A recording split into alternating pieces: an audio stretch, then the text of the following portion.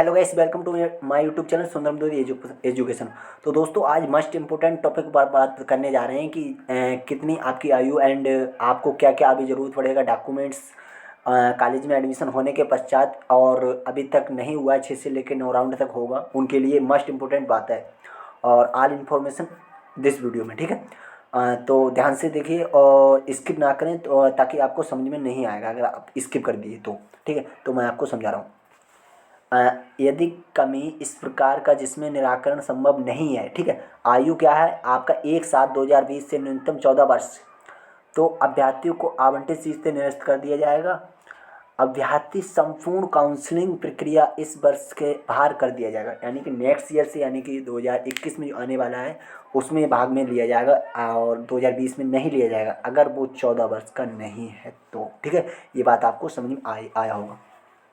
अब देखिए 1 नंबर, यदि अभ्यर्थी आवंटित ग्रुप निर्धारित न्यूनतम शैक्षिक योग्यता नहीं रखता, यानी कि 10 पास या इंटर पास यानी 12 पास नहीं रखता है, तो वह संपूर्ण काउंसलिंग प्रक्रिया से बाहर कर दिया है। किसी कारण अगर उसने रजिस्ट्रेशन या किसी आप रूपी चला गया, आगे 6 से लेकर 9 राउंड तक होने वाला है, अगर इस प्रकार आप चले गए तो आपको बाहर तब भी कर दिया जाएगा। लेकिन क्या है कि आपके पास शैक्षिक योग्यता नहीं है तो, है ना।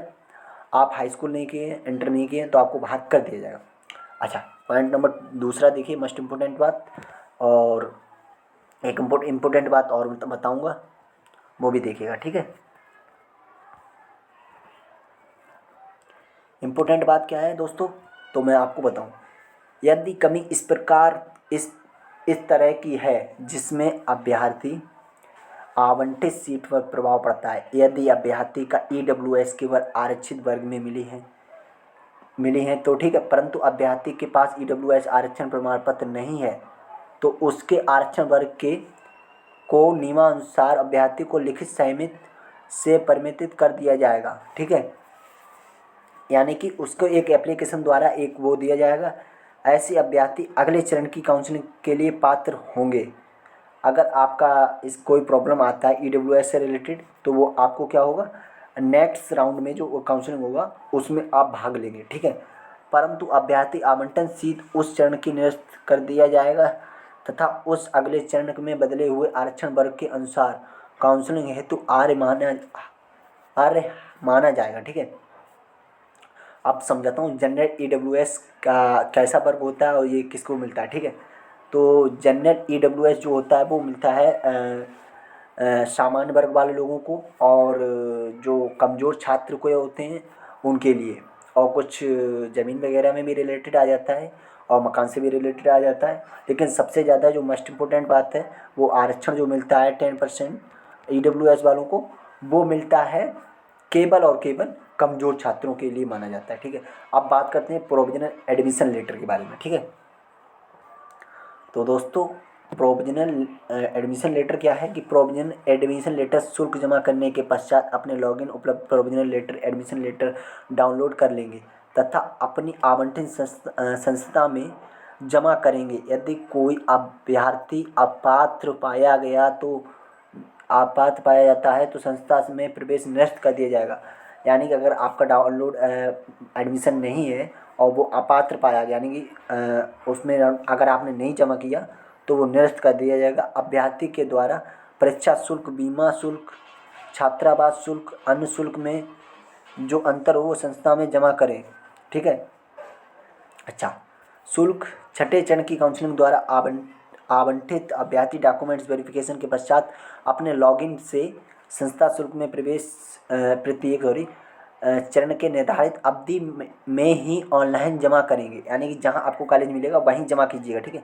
राजकीय एवं अनुदानित संस्थाओं में प्रवेश लेने वाले अभ्यर्थी पूर्ण शुल्क जमा करेंगे, परंतु निजी पॉलिटेक्निक वाली संस्थाओं में प्रवेश लेने वाले अभ्यर्थी ₹3000 ऑनलाइन जमा करेंगे तथा शेष शुल्क संस्था में औपचारिकता पूर्ण करते समय जमा कीजिएगा, ठीक है।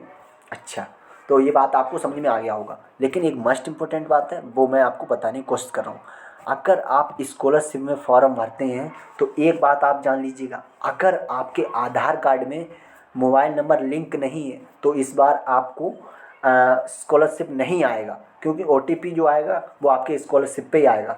वो आपको कैसे चेक करना है, UIDAI.in government.in पर जाके चेक कर लीजिएगा। आपका आधार कार्ड पे नंबर पर वो आ जाएगा OTP नंबर, तो आप समझ लीजिएगा आपका आधार कार्ड सही है और आपका नंबर लिंक है, ठीक है।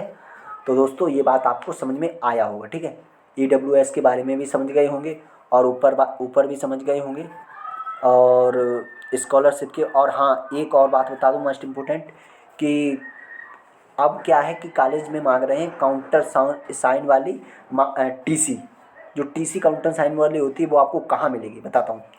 इंटर की जहाँ आप किए थे इंटर, वहीं मिलेगा आपको। कहना है कि सर काउंटर साइन वाला TC चाहिए, तो आपको वहीं से मिल जाएगा, आप निकलवा लीजिएगा। और वो अगर एप्लीकेशन लिखवाएं पॉलिटेक्निक राजकीय कॉलेज वाले एंड अनुनादी वाले, तो आपको एक एप्लीकेशन लिख देना है, कहना इतने दिन में मैं बनवा के दे दूँगा, ठीक है। तो ऐसे ही इस प्रक्रिया को आप पूर्ण करें। अगर आप ऐसा नहीं करेंगे तो आपको प्रॉब्लम आ सकती है, क्योंकि इस बार काउंटर साइन मांगा जा रहा है, तो आपको देना अवश्य है, ठीक है। तो दोस्त ये बात पर ध्यान रखें, और स्कॉलरशिप में कोई प्रॉब्लम है तो कमेंट कीजिएगा एंड वीडियो लाइक कीजिए, शेयर कीजिए, चैनल सब्सक्राइब कीजिए।